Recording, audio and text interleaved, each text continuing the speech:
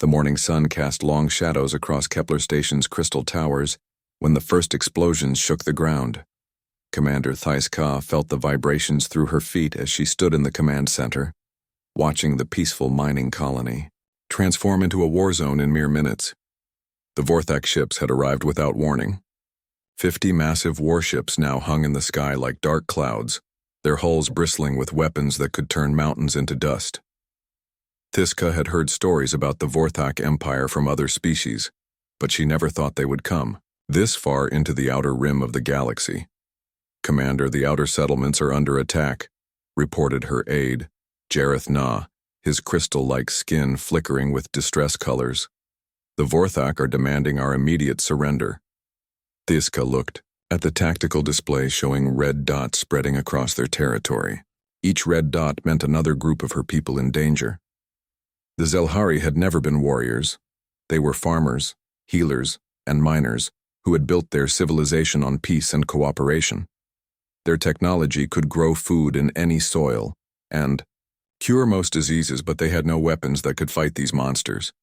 "Send a distress signal to the Galactic Coalition," she ordered. "Tell them we need immediate military assistance." The communication officer's antennae drooped. "Commander, I already tried. The Coalition says Kepler Station is too far outside their territory. They cannot spare ships for a rescue mission in the Dark Territories." Thais-Ka felt her heart sink. The Dark Territories were the lawless regions of space where pirates and empires like the Vorthak operated freely. Most civilized species considered these areas too dangerous to patrol. The Zelhari had chosen to settle here because the mineral-rich asteroids offered great opportunities for mining, but now that choice would cost them everything. Another explosion rocked the station. Through the transparent walls of the command center, Thais-Ka could see the crystalline spires of their cities beginning to crack under the bombardment. The Vorthak were not trying to capture the station quickly. They were taking their time, breaking the Zelhari's spirit before demanding submission. "What do they want from us?" asked Jareth Na. "The same thing they want from every species they conquer," Thais-Ka replied bitterly. "Slaves, workers for their mines and factories. The Vorthak don't create anything, they only take."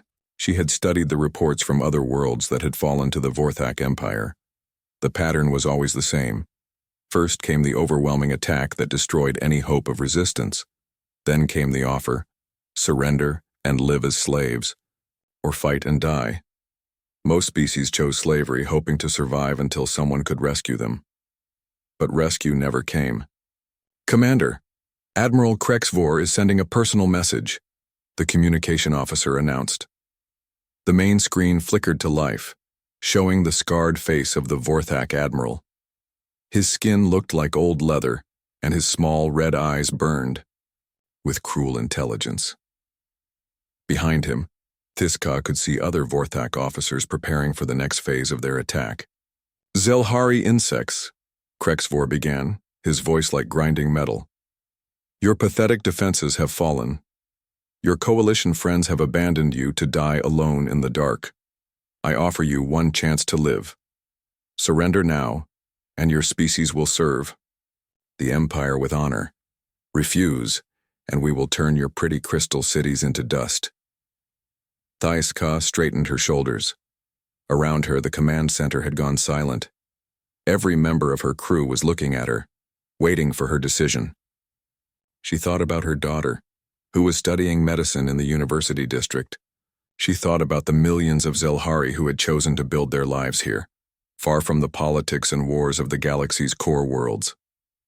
"Admiral Krexvor," she said, her voice steady despite the fear in her heart. "The Zelhari are a free people. We choose our own path." The Admiral's expression didn't change, but she could see the anger in his eyes. "Then you choose death. You have one rotation to reconsider. After that, we begin the final bombardment." The screen went dark. In the silence that followed, Thais-Ka could hear the distant sounds of destruction as the Vorthak continued their methodical attack on the outer settlements. Each boom meant homes destroyed, families scattered, lives ended. "Send word to all settlements," she ordered. "Begin evacuation to the deep shelters. All civilians are to take only essential supplies. Commander, Jareth Na said quietly, the deep shelters won't protect us from a full bombardment. The Vorthak have weapons that can crack planets. I know, Tiska replied, but we won't make it easy for them. Over the next few hours, she watched her people respond to the crisis with the same cooperation that had built their civilization. Families helped each other pack. Medical teams prepared to treat the wounded. Engineers worked to strengthen the underground facilities that might buy them a little more time. But time for what? No help was coming.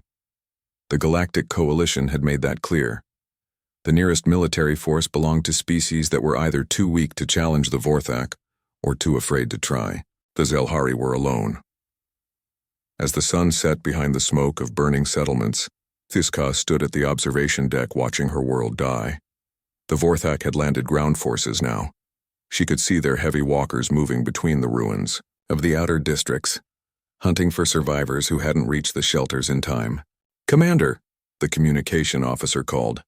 Admiral Krex Vor is demanding your final answer. Thiska walked back to the command center. Her senior staff had gathered around the tactical display, their skin colors dim with exhaustion and despair. They all knew what her answer would be. The Zelhari had always valued freedom more than safety. She activated the general communication system, sending her words to every Vorthak ship in orbit and every shelter where her people waited. Admiral Krex Vor, you have your answer. The Zelhari will not kneel to tyrants. We may not have weapons to match yours, but we have something you will never understand. We have chosen to live free or die with dignity. She paused, looking at her crew. To my people hiding in the shelters, remember what we built here. Remember that we chose this place because we wanted to make something beautiful, something that belonged to us. The Vorthak can destroy our cities, but they cannot destroy what we are. The response came quickly. The orbital bombardment began immediately, focusing on the main city centers. The crystal spires that had taken decades to grow shattered in seconds. The underground transit system collapsed. The university where her daughter studied disappeared in a flash of plasma fire. But in the deep shelters, the Zelhari survived. They huddled together in the darkness, sharing food and water, telling stories to the children and waiting for the end. They knew no rescue would come. The galaxy had forgotten about them. Thiska made one final transmission as the command center began to shake apart around her. This is Commander Thiska of Kepler Station. We are the Zelhari. We chose freedom. May the cosmos remember us. Above them, Admiral Krex Vor prepared his ships for the final assault. He had conquered 17 species using the same tactics, and the pattern never changed. Tomorrow, he would accept the Zelhari surrender and add another slave world to the Empire. He had no idea that deep in uncharted space, a small human ship had just detected their distress signal. Captain Sarah Chen was drinking her morning coffee when the ship's computer detected the signal. The bridge of the exploration vessel Pathfinder hummed quietly as it moved through the dark space between stars, following a mission that had taken them farther from Earth than any human had traveled before. Captain, we're picking up a distress transmission, announced Lieutenant Torres from the communication station. It's weak, but the computer is working on translation. Chen sat down, her coffee, and moved to the center of the bridge. Around her, the small crew of 12 continued their routine duties. The Pathfinder was Earth's first deep space exploration ship, sent to map the galaxy beyond human territory and look for resources that could help their growing civilization. How far away is the source? She asked. About 6 light years, Captain, replied Torres. The signal is several days old by the time it reached us. Dr. Yuki Tanaka looked up from her science station. She was the ship's first contact specialist, trained to handle any encounters with alien species they might discover. Captain, our orders were very specific about avoiding contact with alien civilizations until Earth's government decides we're ready. Chen nodded. She remembered the briefings back on Earth. Humanity had only recently developed faster-than-light travel, and the politicians were nervous about making contact with aliens too soon. The official policy was to observe and study from a distance, then report back to Earth for instructions. Let's hear what we picked up, Chen said. The ship's speakers crackled as the computer played the translated message. A voice spoke in careful, precise words that the translation software rendered into English. This is Commander Thaiska of Kepler Station. We are under attack by the Vorthak Empire. Requesting immediate assistance from any coalition forces in binge. We have civilians in danger, please respond. The bridge fell silent. Chief Engineer Marcus Rodriguez turned from his station. Captain, that signal was sent on multiple frequencies. Whoever these people are, they're desperate. Chen studied the star charts on the main screen. Computer, show me the source location, and any other ships in that area. The display updated to show a three-dimensional map of local space. A small red dot marked the location where the signal had originated. Around it, the computer showed several larger contacts. I'm reading 50 ships at that location, reported Torres. The power signatures suggest heavy military vessels. Dr. Tanaka shook her head. Captain, this could be exactly the kind of situation Earth Command told us to avoid. We don't know anything about these species or their conflicts. But someone is asking for help, said Rodriguez. Look at the way that message was sent. Multiple frequencies, multiple languages. They were hoping anyone who heard it would respond. Chen walked to the viewing port and stared out at the stars. In the distance, she could see the faint glow of a nebula where the distress signal had originated. Somewhere out there, people were in danger. People who had sent a message hoping someone, anyone, would come to help them. Captain, Torres said quietly, there's more. The computer has been analyzing the background data in the transmission. The species sending the distress call, these Zelhari, they're describing themselves as peaceful miners and farmers. The attackers, the Vorthak, appear to be some kind of military empire. So we have farmers being attacked by an army, Rodriguez said. Doesn't sound like a fair fight. Dr. Tanaka stood up from her station.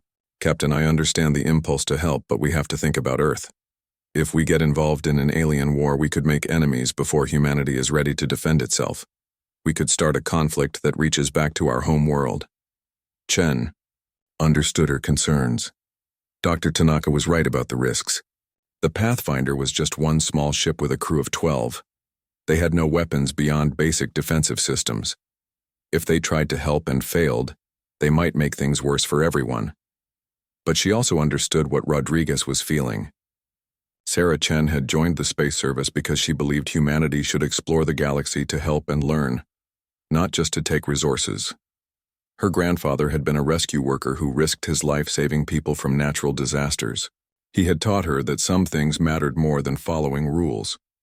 Computer, analyze the tactical situation at the signal source, she ordered. I want to know what we'd be facing if we went to investigate.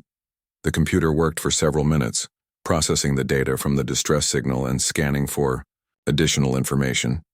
Finally, it displayed its analysis on the main screen.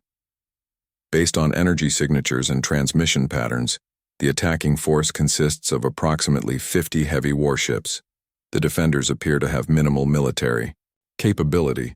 Current assessment, the attacking force has overwhelming superiority. In other words, it's a massacre, Rodriguez said grimly.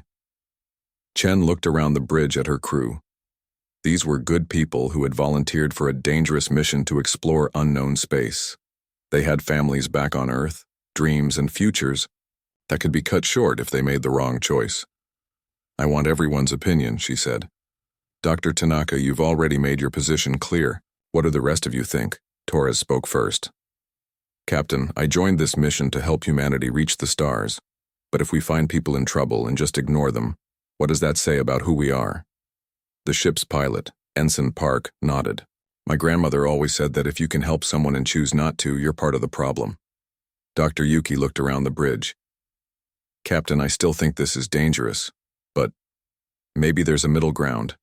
We could go take a look without directly interfering, gather information, see if there's anything we can do that doesn't violate our orders. Rodriguez checked his engineering displays. The ship can handle a jump to that system. If we stay hidden and just observe, we might learn something useful. Chen walked back to the captain's chair. Outside the viewing ports, the stars waited patiently for her decision. Somewhere among them, people were fighting and dying while 50 enemy ships surrounded them. The smart choice was to turn away, complete their mission, and let someone else worry about alien problems. But Sarah Chen had not become a starship captain by always making the smart choice. "Mr. Park, set course for the source of that signal," she ordered. "We're going to take a look." "Captain," Dr. Tanaka said, "what if Earth Command finds out we violated our orders?" Chen smiled grimly. "Then I guess we'd better make sure we have a good story to tell them. Besides, our orders were to explore and gather information. That's exactly what we're doing." The Pathfinder changed course, its quantum drive creating a corridor through space-time that would carry them toward the unknown. The crew worked quietly, at their stations, each lost in their own thoughts about what they might find when they arrived. Chen settled into her chair and picked up her coffee, now cold. In a few hours, they would reach the system where the distress signal had originated.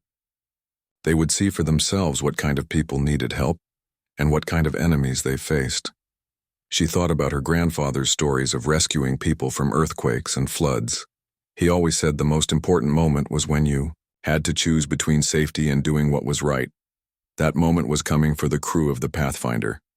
"Captain will reach the target system in 4 hours, reported Park. "Good," Chen replied. "Everyone get some rest. I have a feeling we're going to need it." The Pathfinder dropped out of faster-than-light travel at the edge of the Kepler system, and Captain Chen immediately understood why no help had come. The tactical display showed 50 massive Vorthak warships arranged in a perfect blockade around a small planet.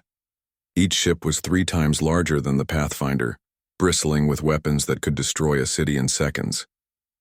"My God," whispered Dr. Tanaka from her station. "Look at the planet."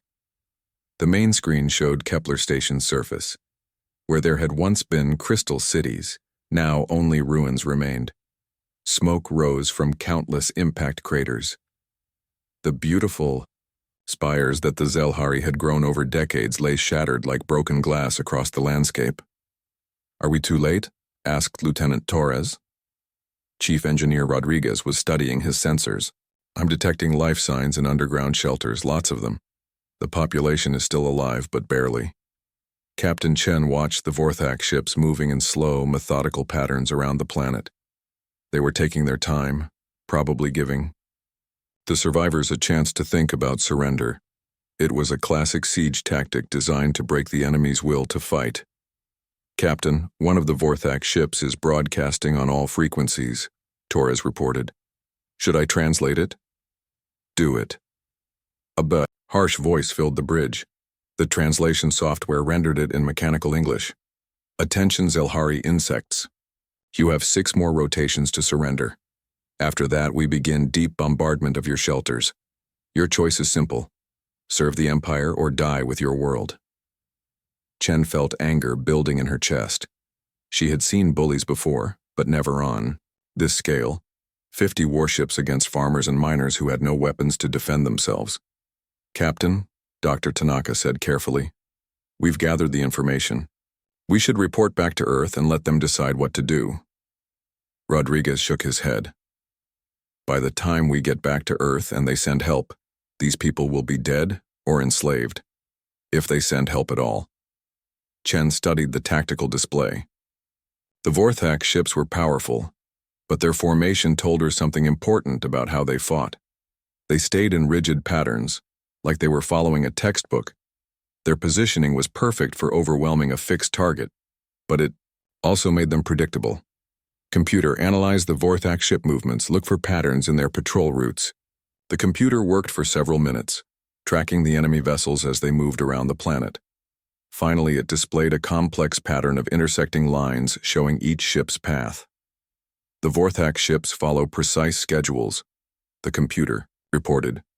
"Each vessel maintains exactly the same distance from its neighbors. Their patrol routes never vary by more than 0.01%. They're disciplined," Chen observed. "But that discipline might be a weakness."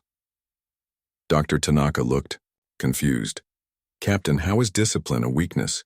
"Because disciplined armies expect their enemies to be disciplined too. They plan for conventional tactics, proper formations, honorable combat." Chen smiled grimly. "Good thing we're not planning to fight honorably." Rodriguez caught on first. You want to use guerrilla tactics. Exactly. Hit and run. Strike where they don't expect it, then disappear before they can respond. Make them chase shadows while we chip away at their formation. Captain, Torres said nervously, we're 1 ship against 50. Even with surprise, the odds are impossible. Chen thought about her grandfather again. He used to tell stories about small groups of fighters who had defeated much larger armies throughout human history. The key was never fighting fair, never giving the enemy what they expected. Mr. Park, take us into the asteroid field on the edge of the system. We need to get closer without being detected. The Pathfinder moved carefully through the ring of space rocks that surrounded the system. The asteroids provided cover from the Vorthak sensors, but they also made navigation dangerous. Park had to thread the ship between chunks of stone and metal, some as large as buildings. Captain, I'm reading quantum signatures from those asteroids, Rodriguez reported. The rock composition is interfering with Vorthak sensor sweeps. We could hide in here almost indefinitely. Good. Now let's see what we're really dealing with. Dr. Tanaka worked at her station analyzing the enemy ships with the Pathfinder's advanced sensors. Captain, the Vorthak technology is impressive, but not revolutionary. Their weapons are powerful but slow to recharge. Their armor is thick but creates blind spots in their sensor coverage. What about their command structure? Very hierarchical. Each ship reports to the flagship, which coordinates all movement. If we could disrupt their communications, Chen nodded, they'd lose coordination. 50 ships become 50 separate targets instead of one unified fleet. Rodriguez was studying the engineering data. Captain, I might have an idea. Our quantum drive creates gravitational distortions when we jump. If I modify the drive coils, I could make those distortions much more pronounced. What would that do? It would scramble their sensors every time we appear. They'd know something was there, but they wouldn't be able to target us accurately. We'd have maybe 30 seconds before they figured out where we really were. 30 seconds, Chen mused. Enough time to hit one target and disappear again. But hit them with what? Torres asked. We don't have weapons that can damage ships that size. Rodriguez smiled. Actually, we do. This is a mining system, right? Those asteroids are full of metal ore. If I can rig some of the mining charges we brought for sample collection. You want to turn mining explosives into weapons? Not exactly. Weapons. More like electromagnetic pulse devices. They won't destroy a Vorthak ship, but they'll disable its systems temporarily. Blind it, scramble its communications, maybe knock out its weapons for a few minutes. Chen looked around the bridge at her crew. They were all watching her, waiting for her decision. She could order them to leave now, report what they had seen, and let someone else worry about the consequences. It was the safe choice, the smart choice. Instead, she thought about the voice in that first distress signal.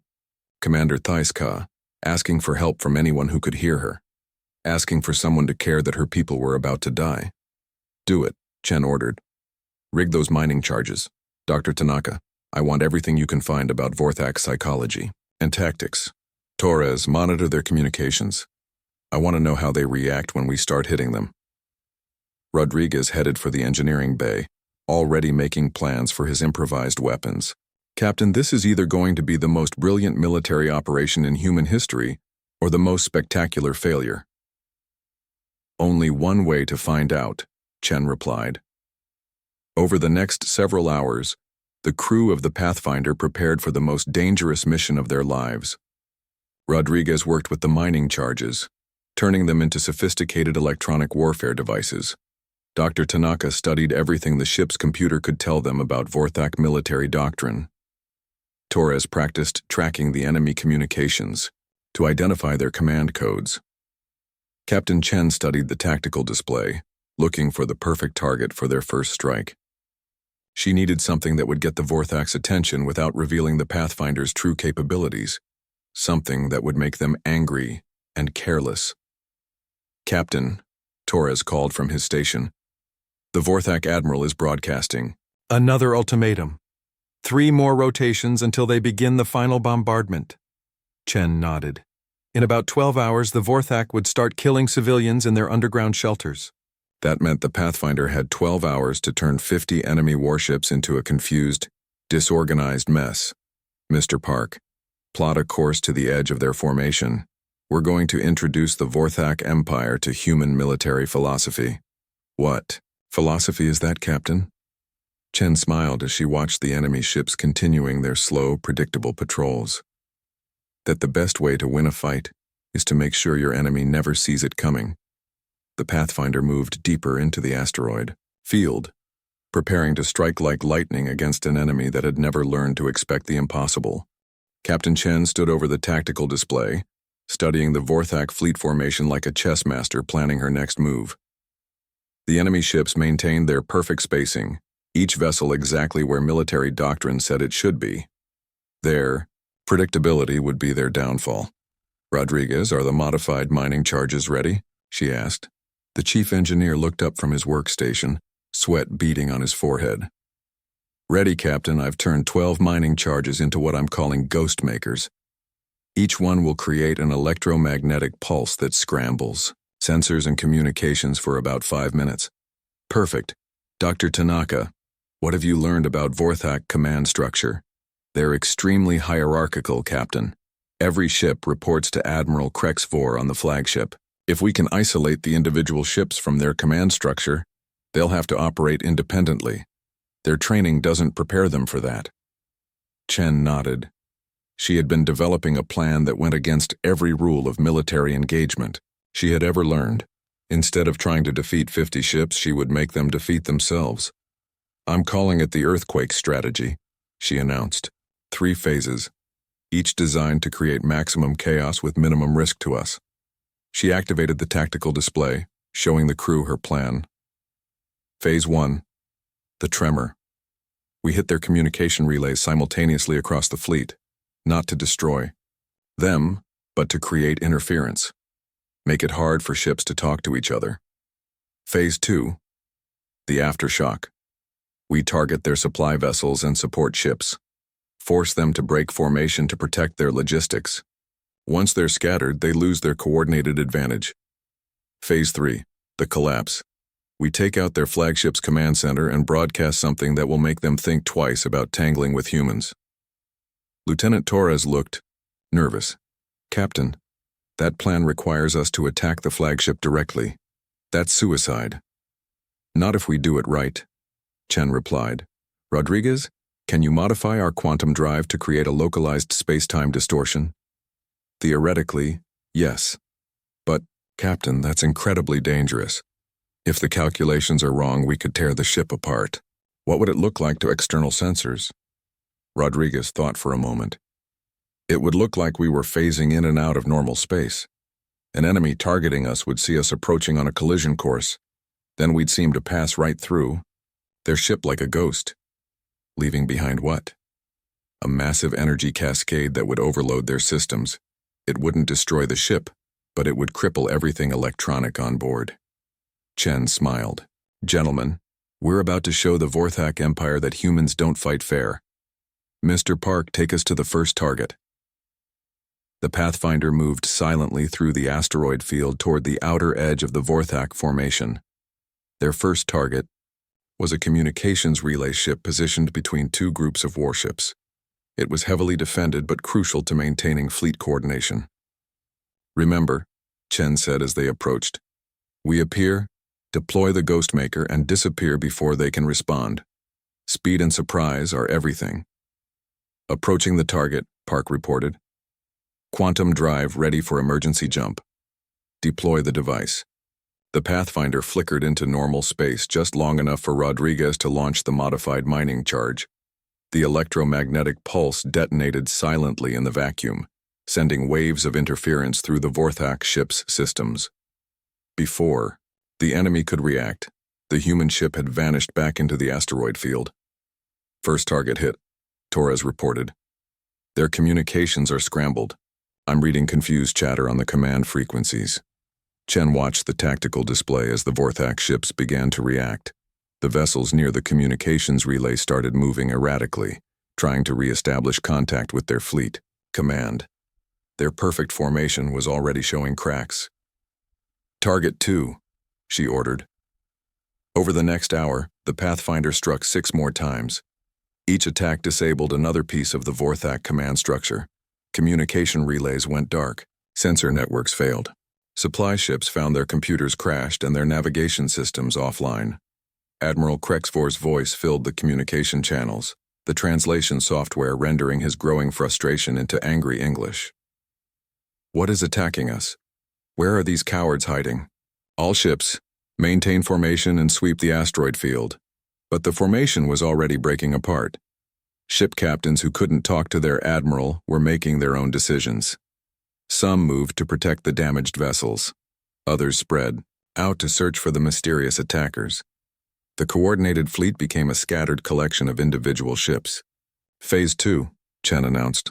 Time for the aftershock. The Pathfinder began targeting the fleet's support vessels. Fuel ships, ammunition carriers, and mobile repair platforms fell victim to the Ghostmakers. Each attack created more confusion, more disruption to the Vorthak's carefully planned operation. Dr. Tanaka monitored the enemy communications. Captain, they're starting to panic. Some ship captains are asking for permission to withdraw. Admiral Krexvor is threatening to execute anyone who retreats. Good. Angry enemies make mistakes. How long until they begin the final bombardment of the planet? 4 hours, Captain. Chen studied the tactical display. The Vorthak fleet was now spread across twice as much space as before, with ships moving in random patterns as they searched for an enemy they couldn't find. The time had come for the most dangerous part of her plan. Phase 3, she said quietly. Mr. Park, plot a course directly for the flagship. Dr. Tanaka, prepare the historical database for transmission.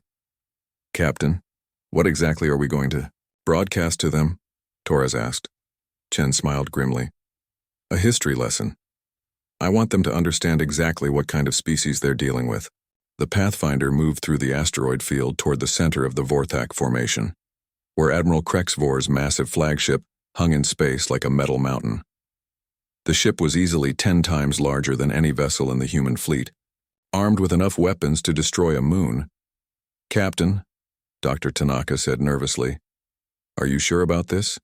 If the space-time distortion doesn't work perfectly, we'll be vaporized. Then Rodriguez better get his calculations right, Chen replied. Because we're committed now. Rodriguez worked frantically at his station, modifying the quantum drive's field generators. Captain, I need to warn you, this has never been tested. The distortion field might not hold long enough for us to pass through their ship. How long do we need? 3 seconds. If we can maintain the distortion for 3 seconds, we'll pass completely through their hull and emerge on the other side. And if we can't, we'll materialize inside their ship. That would be unpleasant for everyone involved. Chen watched the flagship growing larger on the viewing screen. Dr. Tanaka, begin the transmission as soon as we're in range. I want every Vorthak ship to receive our message simultaneously. What am I transmitting, Captain? Everything. Human military history from ancient times to the present. Show them what we've learned about warfare over thousands of years. Show them that we've spent our entire existence figuring out how to win impossible fights. The Pathfinder accelerated toward the flagship, its course calculated to look like a desperate suicide attack. On every Vorthak ship, alarms began sounding as sensors detected the approaching vessel. They're targeting us, Torres reported. Massive weapons lock from the flagship and 12 other ships. Hold course, Chen ordered. Rodriguez, activate the distortion field on my mark. The flagship's main guns began charging, energy building, to levels that could punch through a mountain. Admiral Krexvor's voice echoed across the fleet channels. Finally! These cowards show themselves. Destroy them! Now! Chen shouted. Rodriguez activated the modified quantum drive. Reality seemed to bend around the Pathfinder as the space-time distortion took hold. On every Vorthak sensor screen, the human ship appeared to flicker in and out of existence. The flagship's weapons fired, but their beams passed harmlessly through empty space where the Pathfinder had been a microsecond before. The human ship phased through the massive hull like it was made of mist, leaving behind a cascade of quantum energy that overloaded every system on the flagship. As they emerged on the other side, Dr. Tanaka activated her transmission. Every Vorthak ship received the same data burst. Thousands of years of human military history. Ancient battles where small forces defeated vast armies. Modern conflicts where technology and tactics overcame superior numbers. Stories of humans who fought against impossible odds and won through intelligence, creativity, and sheer determination. Admiral Krexvor sat in his darkened command center, emergency lighting casting strange shadows as his crew tried to restore power. The historical data played on every screen that still functioned, showing him images of human warriors throughout the ages. "What are these creatures?" he whispered. "What manner of species makes war like this?" On the communication channels, fear began spreading through the Vorthak fleet. Ship captains who had never experienced defeat now faced an enemy that seemed to phase in and out of reality at will. An enemy that studied warfare like other species studied art. Chen watched the tactical display as the enemy formation completely collapsed. Ships began withdrawing toward the edge of the system, their commanders unwilling to face an opponent they couldn't understand. 3 days after the Vorthak fleet retreated, Captain Chen stood in the ruins of what had once been Kepler Station's main city. Crystal towers lay shattered like broken glass across the landscape, but the Zelhari were already working to rebuild. Their natural ability to grow crystal structures meant that new spires were beginning to emerge from the wreckage. Commander Thiska approached with several of her senior staff. The Zelhari leader's skin showed the deep blue patterns that indicated profound gratitude in her species. She carried a small crystal device that glowed with soft, warm light. "Captain Chen," Thiska said, her translated words carrying emotional weight that the machine couldn't fully capture. "The Zelhari Council has asked me to present you with this. It is a memory crystal, containing the recorded experiences of our people during the siege. We want your species to understand what you did for us." Chen accepted the crystal carefully. It felt warm in her hands, almost alive. "Commander, we only did what any decent people would do. We couldn't ignore someone asking for help. That is exactly why this gift is important," Thiska replied. "In 3,000 years of galactic civilization, no species has ever crossed the dark territories to help strangers. The galaxy has forgotten that such things are possible." Dr. Tanaka stepped forward from where she had been studying Zelhari technology. "Commander, we've been monitoring galactic communications. Word about what happened here is spreading fast. The Galactic Coalition wants to meet with us." Thiska's antennae flickered with what might have been amusement. "Yes, I imagine they do. The same coalition that told us no help could reach Kepler Station is now very interested in the species that proved them wrong." Lieutenant Torres had been working with the Zelhari communications team to boost their signal range. "Captain, we're receiving priority transmissions from 12 different species. They all want to establish diplomatic contact with humanity." Chen shook her head in amazement. 3 weeks ago, humanity had been alone in the galaxy, following careful protocols to avoid alien contact. Now it seemed like every species in known space wanted to talk to them. "There's more, Captain," Torres continued. "We're getting reports from across the galaxy. The Vorthak Empire has suspended all military operations. Admiral Krexvor sent a message to the Galactic Coalition requesting information about human military capabilities. Rodriguez emerged from the Pathfinder, where he had been making repairs after their battle. "Captain, I've been analyzing the data from our quantum drive modifications. That space-time distortion we created sent ripple effects across subspace. Every species with faster-than-light sensors detected it." "Meaning what exactly?" "Meaning everyone in the galaxy knows that someone just developed a completely new form of warfare. They want to know who, and they want to know how." Dr. Tanaka looked concerned. "Captain, this could be exactly what Earth Command was worried about. We've announced humanity's presence to the galaxy in the most dramatic way possible." Chen walked to the edge of the ruined plaza, looking out over the crystal gardens that the Zelhari were already growing to replace their destroyed parks. In the distance, she could see human crew members working alongside Zelhari engineers, sharing techniques and learning from each other. "Maybe that's not such a bad thing," she said finally. "Hiding in the shadows and pretending we don't exist wasn't going to work forever. At least now the galaxy knows what we stand for." "And what's that, Captain?" Torres asked. "That we don't abandon people who need help." that will cross impossible distances and fight impossible odds if someone asks for our assistance. Chen smiled. There are worse reputations to have, Commander. Thaiska approached them again, this time carrying a communication device. Captain, I have Admiral Krex Vor requesting to speak with you directly. He says it is a matter of honor. Chen frowned. Put him through. The device projected a holographic image of the Vorthak Admiral. His scarred face looked older than it had during the battle, marked by an expression Chen couldn't identify. When he spoke, his voice lacked the arrogant confidence it had carried before. Human Captain Chen, Krex Vor began. I am Admiral Krex Vor, of the Vorthak Empire. I have conquered 17 species across 43 star systems.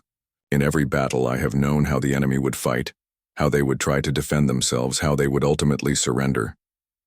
He paused, his small red eyes fixed on Chen's image. You fought like nothing I have ever encountered. Your tactics made no sense according to any military doctrine I know. You should have been destroyed in the first exchange, yet you made my entire fleet retreat. Admiral, we did what we had to do to protect innocent people, Chen replied. Nothing more complicated than that. Yes, Krex Vor said slowly. That is what disturbs me most. You did not fight for territory or resources or dominance. You fought for strangers who could offer you nothing in return. This is not a concept the Empire understands. Chen studied the alien commander's face. Maybe it's time the Empire learned new concepts. Perhaps. Krex Vor was quiet for a long moment. Captain, the Empire has agreed to a ceasefire in this sector while we study human military philosophy. We have also agreed to leave Zelhari space permanently. The Council of Admirals wishes to open diplomatic contact with your species. That's a decision for Earth's government to make, Admiral, but I think they'll be interested in talking. Good. Captain, I have one final question. During the battle, your ship transmitted historical data about human warfare. These records show that your species has been fighting impossible battles for thousands of years. Why do humans choose to fight when victory seems impossible? Chen thought about her grandfather's stories, about rescue workers running into burning buildings and soldiers holding positions against overwhelming odds. She thought about the Pathfinder's crew who had voted to help strangers despite the risks. Because someone has to, she said simply. Because the impossible becomes possible when people refuse to give up. Because the alternative is living in a galaxy where the strong prey on the weak and no one cares enough to stop them. Krex Vor nodded slowly. I will remember this conversation, Captain Chen. Perhaps the Empire has much to learn from humanity. The transmission ended, leaving Chen standing among the crystal ruins with her crew and the Zelhari leaders. In the distance, she could see new spires growing from the wreckage, reaching toward the stars like fingers of hope. Captain, Dr. Tanaka said quietly, what happens now? We were supposed to be a quiet exploration mission. Instead, we've started a diplomatic revolution. Now we go home, Chen replied. We report what we found, what we learned, and what we accomplished. We let Earth's government decide how to handle first contact with a dozen alien species. And if they court-martial you for violating orders? Chen laughed. Then I guess we'll cross that bridge when we come to it. Rodriguez, how long until the ship is ready for the journey home? 2 days, Captain. The Zelhari are sharing some interesting crystalline technology that might improve our quantum drive efficiency. Commander Thiska stepped forward. Captain, the Zelhari would like to send an ambassador with you to Earth. We want to formally thank your government for raising people who risk their lives for strangers. I think Earth would welcome a Zelhari ambassador, Chen replied. Fair. Warning, though. Our politicians are going to ask a lot of questions about galactic politics and trade opportunities, and we will be happy to answer them. The Zelhari have much to offer humanity, and we suspect humanity has much to offer the galaxy. 3 days later, the Pathfinder departed Kepler Station with a Zelhari diplomat aboard and databanks full of information about galactic civilization. As they entered faster-than-light travel, Chen looked back at the star system where they had changed history. Captain, Torres said from his station, I'm detecting multiple ships heading for Kepler Station. Looks like delegations from the Galactic Coalition want to meet with the Zilhari. Good for them, Chen replied. Maybe this time the Coalition will remember that membership has responsibilities. Dr. Tanaka was studying the reports they would deliver to Earth. Captain, according to these diplomatic files, the Galactic Coalition has been trying to find someone willing to challenge the Vorthak Empire for decades. No one wanted to risk a military confrontation. Until now, Rodriguez added. Now every aggressive species in the galaxy knows that there's someone out there willing to fight for the underdog. Chen settled into her captain's chair as the Pathfinder carried them home through the darkness between stars. Behind them, word of humanity's intervention continued spreading across the galaxy. Ahead of them, Earth waited to learn that its children had announced their presence to the cosmos in the most human way possible, by helping someone in need. Mr. Park, ETA to Earth? 2 weeks, Captain. Good. That gives us time to figure out how to explain to Earth Command that we accidentally became galactic superheroes. The crew laughed, but Chen knew the real work was just beginning. Humanity had taken its first step onto the galactic stage, and there would be no going back. Other species would test them, challenge them, and ask for their help. But as she looked around the bridge at her crew, Chen felt confident that humanity was ready. They had proven that sometimes the best way to